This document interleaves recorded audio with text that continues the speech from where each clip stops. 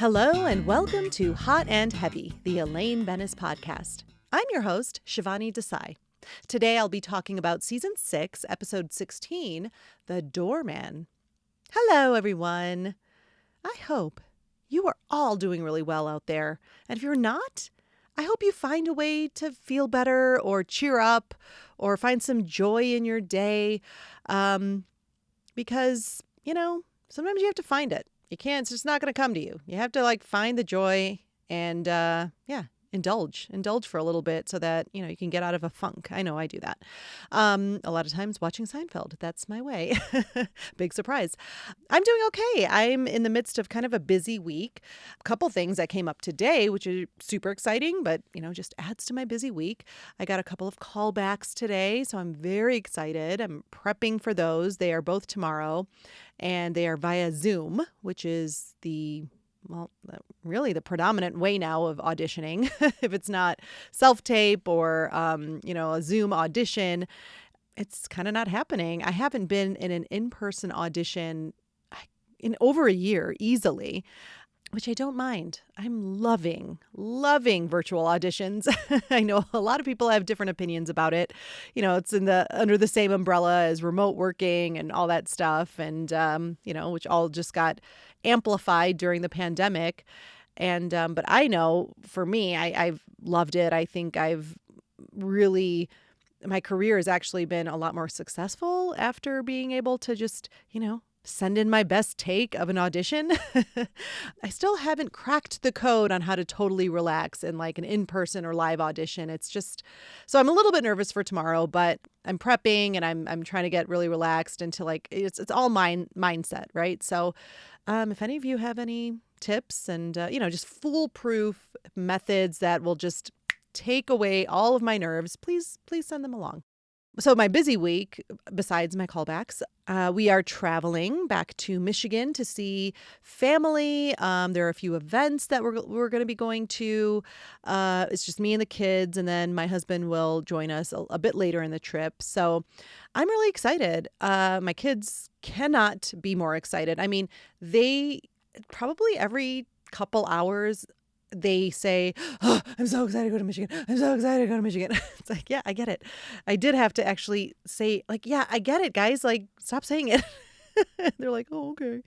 Probably didn't need to do that. I'm a bit hormonal this week too. So, TMI, I don't care. You guys can know that.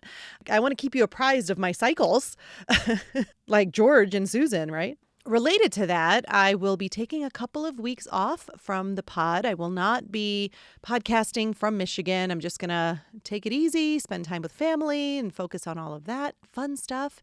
And so I'll be back in mid-July.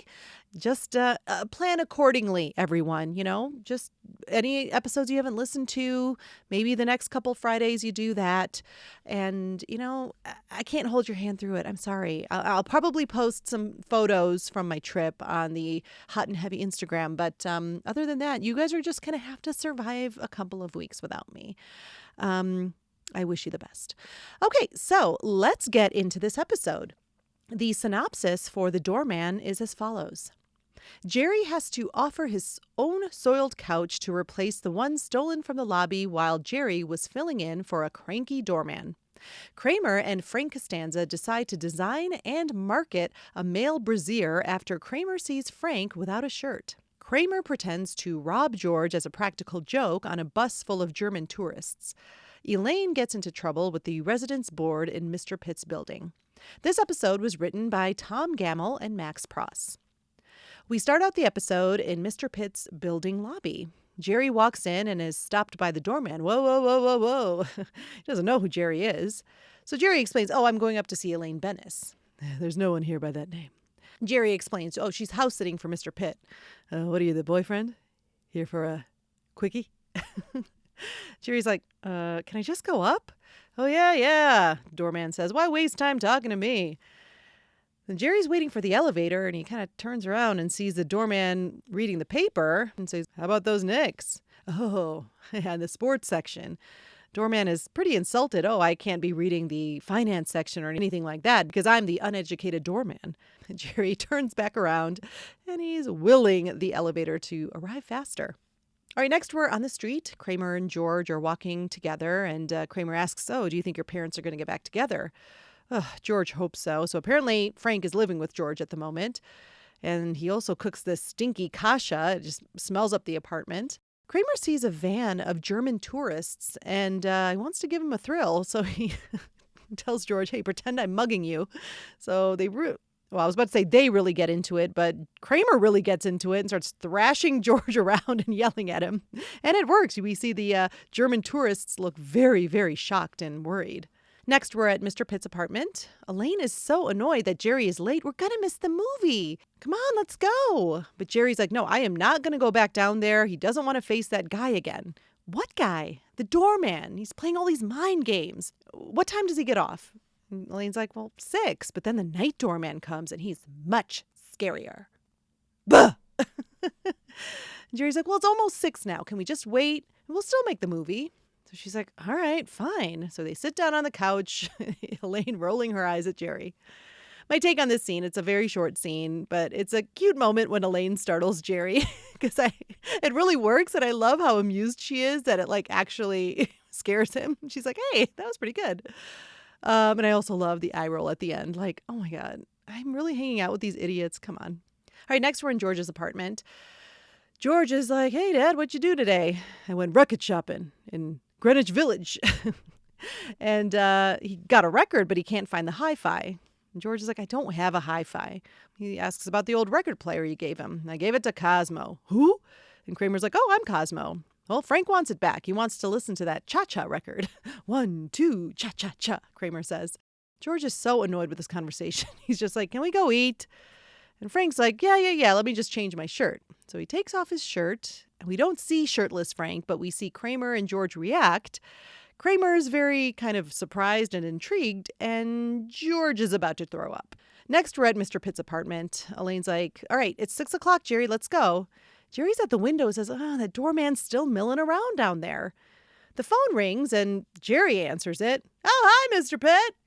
Elaine grabs the phone. "Hi, Mr. Pitt. How's Scotland?"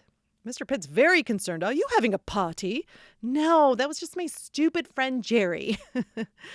"Because there's to be no entertaining." She assures him, no, that's not happening. Well, he wants to know what's in the mail. Elaine explains that, there's nothing really urgent, and we're actually trying to get to a movie. Mr. Pitt gets very stern. "Well, you better catch the later show because I need to know what's in the mail." And Elaine gets upset real quick. "All right." Turns to Jerry. "I can't go." Super choked up. Jerry rolls his eyes and leaves. And we see a quick scene of Jerry leaving the building with the more polite doorman letting him out. And then we cut to Elaine with the mail sprawled out on the floor. There's Time Magazine, The New People. Ooh, who's on the cover? All right, my take on this scene, the whole Jerry and Mr. Pitt relationship is very funny to me. As we know, they never meet face to face. It's always on the phone that they interact. And I love how Jerry's always like, "Hi, Mr. Pitt." And I also love that Elaine always refers to him as her stupid friend Jerry. She did that in the pledge drive as well when she's like, "Well, my stupid friend Jerry thought my other friend Noreen was flirting with them," or whatever. So, yeah, it's always, "Hi, Mr. Pitt," and then stupid friend Jerry. It's just an interesting relationship. Also, this moment of choked up Elaine, to me, might be the best of the series. It just happens so fast and forcefully. Like, I can't go. It's like she's been scolded by her father. Oh my gosh. It is just perfection. Choked up Elaine is always so funny to me. And now it's Jerry's turn to roll his eyes at her. And that's also very funny. And just side note, I can totally relate to Mr. Pitt being excited about his People magazine. I am the same way. It usually arrives on Friday or Saturday, and I'm always like, "Ooh, who's on the cover?" Most recently, it was Jackie Onassis. And she did look very graceful on the cover, I have to admit. All right, next we're on the street. Jerry is walking along, and the doorman startles him. He's standing on this other stoop of a building. "You work here too?" Oh, yes, the poor doorman has to work 2 jobs to put food on the table for mother and baby." "No, I live here." Jerry makes the very hilarious observation. "So you work all day as a doorman at one building and then you come home and stand outside your own building? You got a problem with that?" Jerry is so irritated. "Look, I'm not going in your building. I don't have to talk to you. Goodbye." The doorman shouts after him, "You really think you're better than me, don't you?" All right, next we're at Monk's. Jerry, George, and Kramer are having lunch, and George is telling the story about his father. He opened his shirt and, tell him, Kramer. He had breasts. Jerry's like, well, a lot of older men have that. No, not these. These were real hooters. George says he was throwing up all night. Kramer floats the idea that maybe George will inherit his breasts, and this freaks out George. Of course it does. So Kramer drops that bomb and then moves on to how, Frank can't be comfortable with those things clanging around. He should wear something for support. Not a bra, but something designed for men. Oh, Kramer's excited. He gets up. I'm going to go noodle on this. And he exits. Then a woman comes by and looks at George and says, "Hey, we're twins." And she points to her chest. And George is like, "What?" "We're wearing the same shirt." "Oh, yeah, imagine that," he says. And then she exits. The actress here is Trudy Forrestal, and she is credited as the buxom woman. There's something about the word buxom. I find it so funny. Anyway, that's all I have to say about that. She's also appeared in Fear and Loathing in Las Vegas. Not a lot of other credits, but it does seem that she is an oracle and intuitive interpreter of the modern witch movement. I'm not sure what to say about that, but she seems like a very lovely person on Instagram. Anyway, I love her little moment here with George. I think she's very cute, very bubbly, really fun. Elaine enters. She sort of lays into Jerry. "What did you do to the doorman? He claims you followed him home and began harassing him." Jerry's like, "What, does he have a personal vendetta against me?" Anyway, Elaine wants to go to that movie, and so she's like, "Okay, we'll go tonight. You pick me up." Jerry's like, "Can we go to the later show so he doesn't have to see that doorman?" Elaine's like, "So now we have to rearrange our lives to avoid the doorman?" Jerry says, "Yes, we do." And then Elaine gets distracted by George across the booth. He's looking down his shirt and sort of wiggling his chest. Elaine asks, "What is wrong with George?" He's trying to get something off his chest. And George gets up. He's just distraught about many things. He wants to get his mother to take Frank off his hands. My take on this scene, before we get into the Elaine portion here, I have to comment on the moment where Kramer says, "These were real hooters." I mean, insanely funny. I still remember seeing this for the first time. It's just like the perfect wording, perfect character saying it. It's actually really unexpected too for like Kramer to say hooters. It's all perfect. Really well done. All right, and then moving on to the Elaine portion, it's not all that funny or anything. We just needed to establish that they will be going to the movies again that night and that Jerry will be picking her up. And then that moment where she sees George is really funny. Like, what is wrong with George? And I would have loved to see more of that, like more of that interaction. Of course, Elaine and George, best duo on the show, so come on. And it just goes without saying, Jason Alexander is fantastic in this episode. Just priceless, that little shaking his chest around. Oh, such a funny moment. All right, next we're in Mr. Pitt's building. Jerry enters, and then he's startled by the jerky doorman. Same guy. He's like, "What are you doing here?" Yeah, he said he traded shifts with the night doorman because they look out for each other, not like people in his world who stab each other in the back. And Jerry just wants to make peace. "Look, I really like it if we could be friends." "Really?" the doorman says. "Well, how about you watch the door for me while I get a beer?" "What?" Jerry's like, "What do I have to do?" "It's not brain surgery. Open the door if they live here. If they don't let them in." And then he hands him his doorman hat and exits. A woman gets off the elevator with a stroller, and Jerry springs into action to get the door for her. And a guy walks in as she's leaving and ignores Jerry while he's boarding the elevator. "Hello?" And then another man walks in, and Jerry blocks him. "Hey, whoa, you live here?" And the man is not happy to be questioned. He's lived there for over 20 years, and he'll even call the police and get Jerry arrested if he doesn't let him in. All right. "You really think you're better than me," Jerry says. And then there's a quick scene of George on a bus, and the jostling of the bus is bouncing his boobies around, and he's very self-conscious about it and wraps his coat around him tightly. All right, next we're back in Mr. Pitt's building. Jerry is behind the front desk still, and the FedEx guy comes in and tells Jerry, "You have to sign for the package." So as Jerry's signing, the delivery man says, "Hey, how about those Knicks, huh?" And Jerry gives him a dirty look. The guy walks away. Yeah. Finally, Jerry's had enough. He checks his watch, he takes the hat off and goes to the elevator. Next, we're in George's apartment. Kramer arrives to deliver Frank's record player.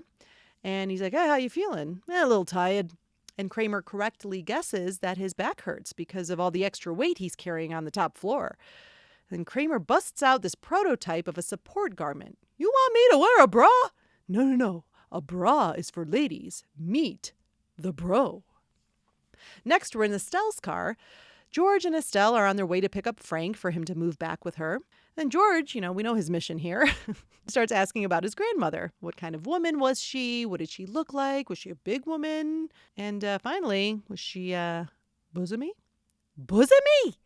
Estelle is horrified. You want to know if your grandmother was bosomy?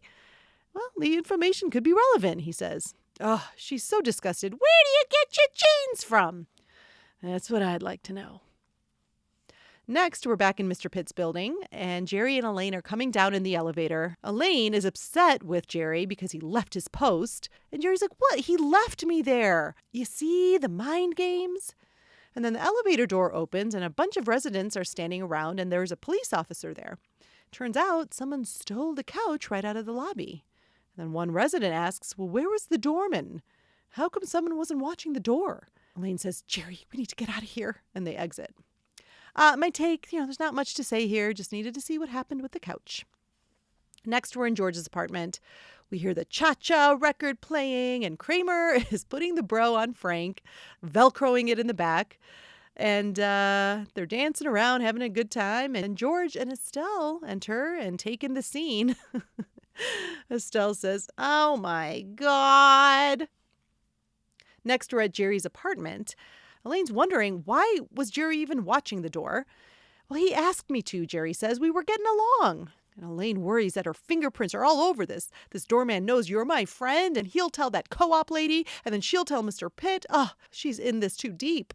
And Jerry thinks the coincidence of him leaving and then the couch getting stolen is odd. Maybe he set me up. Elaine's like, shut up, shut up. She has to think. She's pacing back and forth, and she's like, we got to get our story straight. Okay, she's got it. You came to pick me up. Jerry repeats this. Elaine's like, what are you doing? It's not helping. So she starts again, and he's like, right. See, you're doing it again. Anyway, she continues. Jerry didn't watch the door at all. He just went straight upstairs. And Jerry's like, well, he's going to say that I was watching the door. Oh, who cares? No one's going to believe a doorman. And Jerry's worried and doubtful, but Elaine shuts him up and tells him to stick to the story. Okay, good. Now fix me a drink. My take on this scene.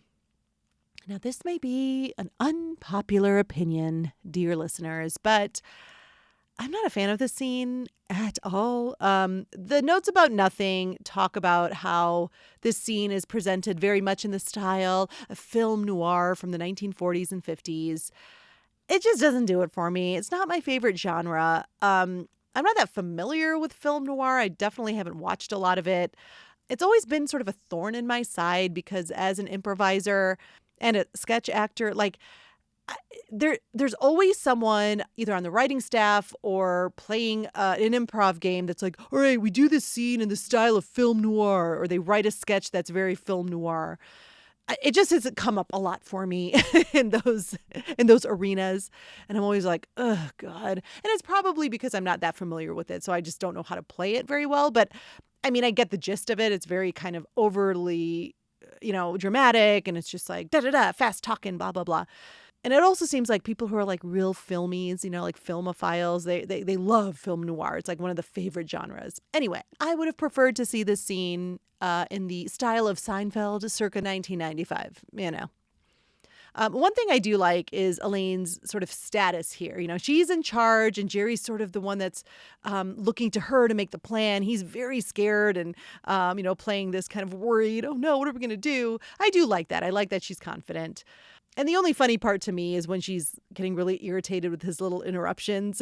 You came to pick me up. She's like, what are you doing? Those parts were kind of funny, but the rest is not my fave. All right, next we're back in George's apartment. Frank says, he loves the bro. He feels 10 years younger. Kramer says, your posture's better. I can breathe better. See, I told you. And Kramer tells Frank they need to take this idea to his buddy, Sid Farkas, who is the best in the bra business, Frank says. And Frank is on board, but he doesn't like the name. And bro, it's too ethnic. What about the man's ear? Get it? George enters. Well, they scared off Mom. May never see her again. And Frank turns to George and asks his opinion. The bro or the man's ear? Oh, God, George is just so upset that Frank's not leaving. He's just despondent. Dad, we need to talk. All right, back in Mr. Pitt's building, the doorman is being interrogated by the co-op woman. He's telling her, look, he just had to use the bathroom, and he asked this guy to watch the door for just a few minutes. And why should I believe you, she says. Elaine walks in, and the doorman points her out. Hey, it was her friend who I asked to watch the door. The co-op woman approaches Elaine and says she was just talking to the doorman about the couch robbery. Elaine puts on her best sort of snobby vibe. Oh, the doorman. Pray tell, what did the doorman have to say? Well, he says that he asked your friend to watch the door for him. Elaine keeps it going. Oh, my. Well, the doorman certainly has a wild imagination, doesn't he? And then the doorman finds a FedEx box. So what do we have here? Perhaps Miss Benez can explain why Jerry Seinfeld signed for this package at the same time the couch was being stolen. Ooh, busted. Elaine starts panicking and explaining, well, he'd never watched a door before, Mrs. Peyton. He didn't know how to do it. He's a comedian. They don't know how to do anything. The doorman walks away as Elaine tries to keep explaining, he set us up. He's playing all these mind games. The actress who plays Mrs. Peyton is Edith Fields, and she's appeared in dozens of shows and films. She's also an accomplished stage actor. And I like her as Mrs. Peyton. She gives that air of, not trusting anyone here. And I just you can just tell by her demeanor towards Elaine. Like, she knows that Elaine's just Mr. Pitt's assistant. So she's not going to give her much more respect than she's giving the doorman. So I think it's a very nice performance by Edith. My take on this scene, I love when JLD plays like haughty Elaine, puts on this sort of classy persona. She does it so, so well. And then we get just a fantastic shift when she's caught. She's just like, he didn't know what he was doing. Side note, I also love that the doorman says, Ms. Benez. It's just a little thing. And I wonder if Larry Miller is a very famous stand-up comedian, famously Jerry Seinfeld's best friend, who plays the doorman. And I'll get more into this later, but my goodness, is he incredible in this episode.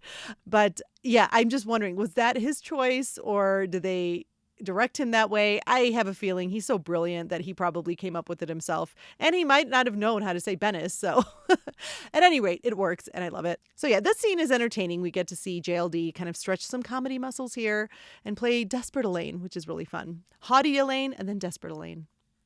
All right, next we're in Monks. Jerry is saying, so wait, now I'm responsible for the couch? Elaine says, there's nothing I could do. They had a Federal Express slip with your signature. Diabolical, Jerry says. And Elaine's in on this too. What if we were victims of a sting? Jerry says, I bet he's laughing it up with all of his doorman buddies. And then we see this sort of dream sequence of all these doormen laughing. And that doorman says he's just messing with Jerry, blah, blah, blah. Elaine snaps Jerry out of his dream and she says, we have to replace the couch. Oh, we have to buy a new couch? George chimes in, not necessarily. He suggests that Jerry take the poppy stain couch. That way his father will have nowhere to sleep and he has to move out. It couldn't be more perfect. My take on this scene, it's not much to say here. This scene is just moving along the plot without much comedy, or at least the comedy I enjoy. Again, I don't like that whole dream sequence. It's just not that funny to me. All right, next we're in Sid Fawkes's office. I just love saying that name the way they do. Sid Fawkes. Kramer and Frank are presenting the man's ear bro to Sid, and he likes it. He thinks it's a very interesting idea. And even Sid admits, he could use some support. Whenever he wears Banlon, there appears to be some jiggling. Oh, Frank's like, I wouldn't be caught dead in Banlon. Sid wants to know more about the construction. What do you see in the back? Velcro, hooks? Definitely Velcro. And Kramer explains, let's say you're getting intimate with a woman. We don't want her to be fumbling back there. And then they all start laughing. I think we've all been there.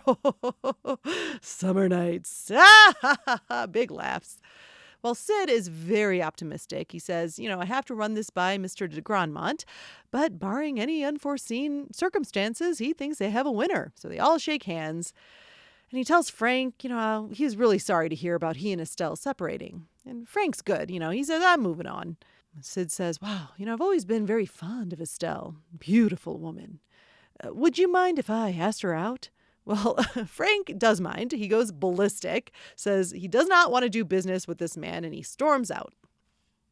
Right, next we're in George's apartment. Kramer and Frank arrive, and George says how Jerry took the couch. He just took it back. Well, didn't you tell him I was sleeping on it? And George is like, yeah, I pleaded with him. But, he called Mom, and she's on her way to pick you up. Kramer, of course, blurts out how he thought Jerry didn't want that couch because of the pee stain. Oh, that motion that Jason Alexander does, like, shut the fuck up. He explains to Frank, yeah, there's a pee stain on that couch. And George tries to reassure his dad. Look, the cushion was turned over. Well, Frank is so upset. You had me sleeping in urine. Well, there's a knock at the door. It's Estelle. She comes in. Is it safe to come in? Frank's like, would you stop it? And he says, hey, we'll go out for dinner tonight. No, she's busy. She has a date with Sid Farkas. Oh, shit. Frank is not happy. You're not going out with a bra salesman. Hey, he only sells them. He doesn't wear them. Well, that's it. Frank's not coming home. Well, you can't stay here. There's nowhere to sleep, George says. We'll work something out. And George just drops the suitcases in defeat. Next, we're on the street. Kramer is walking down the street with the record player, and he walks by that same van of German tourists. They start chasing and yelling at him, "Stop that man!" Finally, they corner him and start yelling at him, but then they get distracted by the bro that's kind of spilling out of his pocket. And Kramer explains what it is and puts it against one of them, a little bit more generously proportioned man. And they all start laughing and pointing at him. The actress who plays the German woman saying, "Stop that man," is Barbara Pilavin, or Pilavin, I'm not sure how to say it. And she had a long career spanning many decades before she passed away in 2005. I remember her best as older Helen in A League of Their Own. So she's the one at the very end of the movie when they're all old. And at the induction to the Baseball Hall of Fame, she's the one that tells Dottie, "I'm a doctor now." She's so cute. Anyway, she's very funny in this role. I think she's very convincing as a horrified German tourist. All right, next we're in Mr. Pitt's building. The pea couch has been delivered. It's in the lobby. The co-op lady doesn't seem very thrilled, but says, "I suppose it'll have to do." Elaine's like, "Well, it's a beautiful couch." "Yeah, it's hardly been used," Jerry says. Poppy comes out of the elevator and Jerry sees him. "Hey, Poppy." So they start chatting and he says, he's feeling all right. He actually had to sell the restaurant because of his health and, he needs to really stay calm. Otherwise, it'll aggravate his condition. And he reminds Jerry, last time I got aggravated was with your little friend. She started a big fight about abortion. And then he looks over and sees Elaine. "It's you." And then he starts getting upset. I gotta sit down." And then he sits on the couch that he peed on before. And Jerry and Elaine are like, "No, Poppy." And then there's a tag to this episode where George and Frank are sleeping in George's bed together. Frank gets in the bed with a bowl of kasha and offers some to George. And George is like, "No, thanks, Dad." George turns off his light and Frank turns his on. And this is just George's nightmare. And just side note, this is one of the best bloopers ever. It's so funny. Jason Alexander cannot get through the scene. My take, this is just our resolution to the episode. I do like how unimpressed Mrs. Peyton is about the couch. And I have to ask, and this is something you're not supposed to ask, but I'm just like, what is this condition that Poppy has? Like, is it uromycetitis? What is happening here? Like, he just pisses everywhere when he gets upset? Like, what is this illness? And I know it's not real, but I just think it's hilarious. Like, he's automatically just going to take a piss on a couch whenever he's just like pissing everywhere when he's upset. Oh, he's got that condition. Anyway, I just wanted to point that out. Like, Poppy's pissing condition is quite mysterious to me. All right, I'm going to take a quick break, and I will see you on the other side. This fall on Bravo, your favorite reality show is back with all the entertainment and intrigue that hooked you last season. I'm telling you, this couch smells like urine. I don't smell a thing, except for all of your overdue building fees. Mrs. Peyton's Place returns for season 2, and if you thought she was busy last season, buckle up for even more tenant tussles and building brawls. Where does Mrs. Peyton and Mr. Pitt stand after last season's Moland Springs incident? Mrs. Peyton, how many times do I have to tell you? I am not a member of the Nazi Party. I saw the pictures in the paper, Mr. Pitt.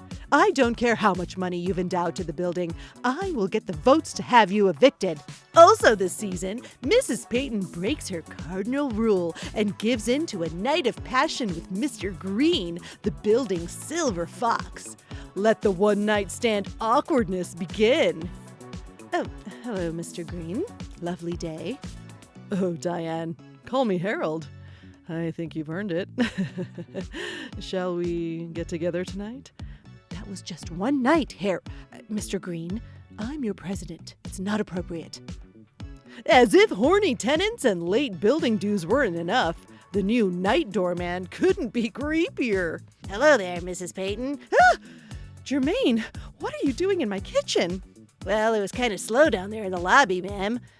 Here, let me get your refrigerator door for you. The historic New York City building may be old, but the drama is new. Season 2 of Mrs. Peyton's Place premieres this September on Bravo, streaming on Peacock. Mrs. Peyton's Place, the toughest broad on the board.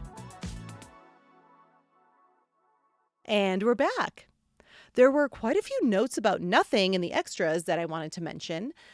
So there was some deleted dialogue. I don't know if you guys noticed, but in that scene where Mr. Pitt calls, she asks Jerry to pick up that bag of bottles. So there was this deleted dialogue where Elaine doesn't want to have to wait to go to the movie because she has to redeem some bottle deposits before they go to the movie.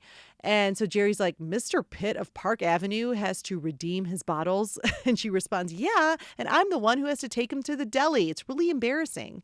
So Jerry offers Elaine $5 not to redeem them so that they can wait. And they left the bottles outside in the hallway for the super to collect.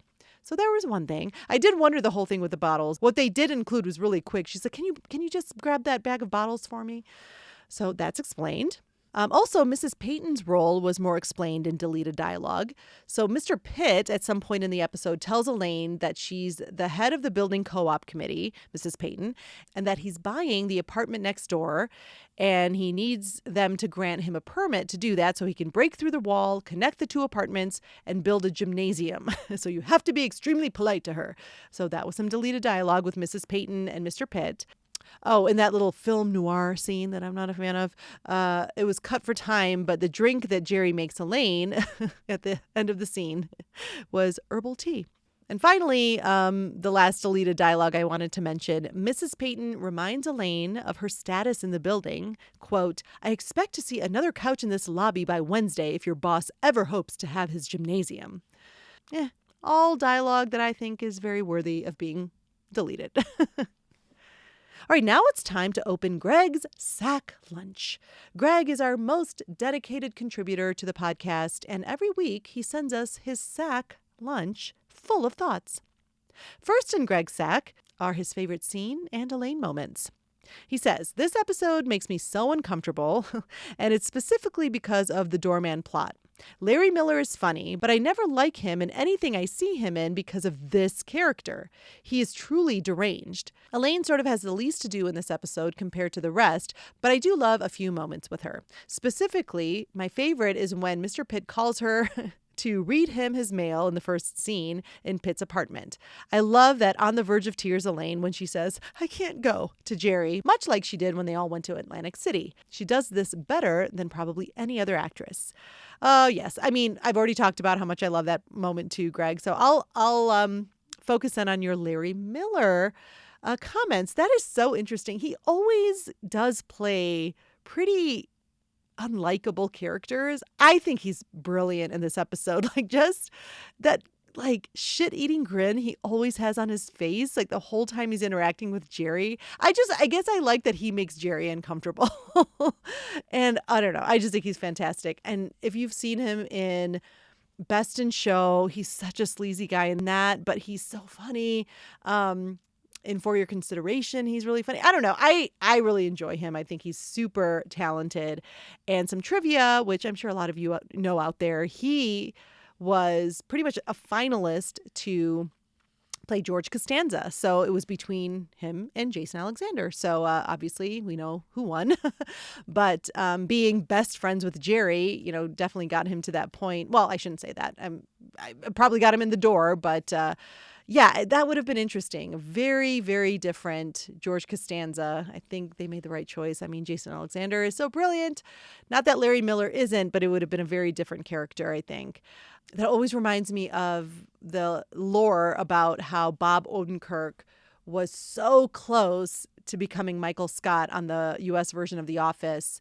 And it eventually obviously went to Steve Carell. But I'm like, wow, Bob Odenkirk, who I think is incredible and so talented, so brilliant.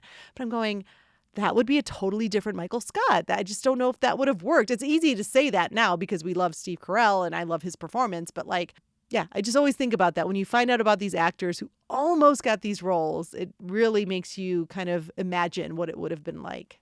All right, next in Greg's sack, he says, I also really enjoy the scene when the doorman confronts Elaine about the couch by revealing the signed FedEx slip.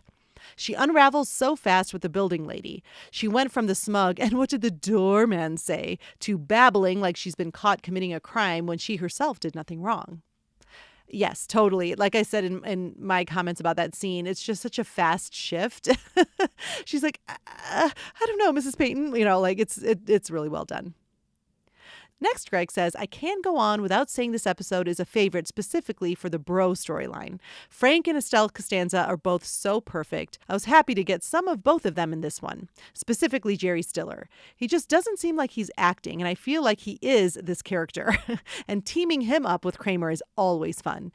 Absolutely. I'll get more into this in my final thoughts, but I mean, the bro storyline is the best one of this episode. Hands down. You can't deny it. Yeah, I just agreed with all of that. All right, next in Greg's sack is his scene swap idea. He says, I don't love the doorman premise. It's actually my least favorite thing going on in this episode. I feel like they could have done something different regarding Elaine staying at Mr. Pitt's apartment and having Jerry over. There seemed to be a lot of time wasted in the Jerry doorman back and forth, and none of it was funny. Totally agree, Greg. I totally agree. Especially when it's like, hey, maybe you guys just don't meet at the building. They act like this is the only way they can go to the movies. How about Elaine just meets you outside the building? I mean, I don't get it. I know there's a certain amount in anything you're watching. You have to suspend disbelief in so much, right? But to me, it gets very annoying when the solution is so easy. Just meet at the movies. It's so bizarre. And finally, are Greg's extra thoughts in his sack. He says, the button scene where Frank gets into bed with George at the end with his bowl of kasha is seriously the funniest thing in this whole episode. I remember seeing outtakes of this where Jason Alexander literally couldn't not laugh. If you can find it on YouTube or the DVDs, I highly recommend giving it a watch. Oh, completely. I just talked about that. And in the inside look for the episode, the director was talking about how it was at least 12 or 13 takes before Jason Alexander was able to get through it. But it's you think about the angle at which he's looking at Jerry Stiller, right? It's just he's leaning into him with those big eyes and that fork of kasha spilling all over the place. How the hell can you get through that? So funny. Well, thank you so much, Greg, for your thoughts. They're always so wonderful, and I love to read them. And now it's time to close Greg's sack lunch. All right, next, my favorite Elaine moments. It's simple. The choked up, I can't go. The most choked up we've seen Elaine thus far. And it makes me laugh every single time. So funny. And a close second is haughty Elaine. Pray tell, what did the doorman have to say? Love that too. And my final notes for the episode. I like many things about this episode, but unfortunately, Elaine's portion has nothing to do with what I like. The George and Kramer plots are just gold. It's the bro man's-ear thing. Best part of the episode. Like I said before, not a fan of the film noir stuff with Elaine. She's just sort of shoved into this plot. I just feel like the plot is so weak. I touched on before, this doesn't seem like it should be a problem. If he's a jerky doorman, just avoid seeing the doorman. It does. There's really no stakes here. Like I said, meet at the movie theater, meet outside the building, stay in a cab when Elaine comes down. I mean, it just could have been, solved in that way. Contrary to Greg, I feel like Larry Miller is a scene stealer in this episode. I think he's great as the doorman. I mean, the one thing that's redeeming to me about the doorman plot is his performance. So my scene, maybe swap or just kind of getting more Elaine in there would be, I would have liked to see more Elaine interaction with the doorman. I mean, I think doorman could be funny, and maybe it would have made more sense if Elaine had the issue with him, and maybe he wouldn't be like such a jerk to her, but something else. Or Elaine getting involved with George and his boobs. That I think would have been really funny. I could also see Kramer and Elaine having a scene together, like him kind of trying to do some research about bras and like their construction and stuff. Like just one of those, like, Kramer, I don't want to talk to you about this. Like, I think that could have been really funny. Just way funnier than the couch thing, which was just so weak. I feel like there was like, what do they say? Like good bones or whatever for like a better plot for Elaine, but we just didn't get it. It just got lost in stupid couches and film noir bullshit. And it just, they kind of missed the mark for me. And I think that's all I can say about the doorman. Please be sure to follow Hot and Heavy on social media. On Instagram, we are at Hot Heavy Elaine. On TikTok, at Elaine Bennis Podcast. And if you'd like to email me, please do at elainepodcast@gmail.com. And just a reminder, I am taking a couple of weeks off, so perfect time for you to go back and listen to episodes that you haven't listened to before.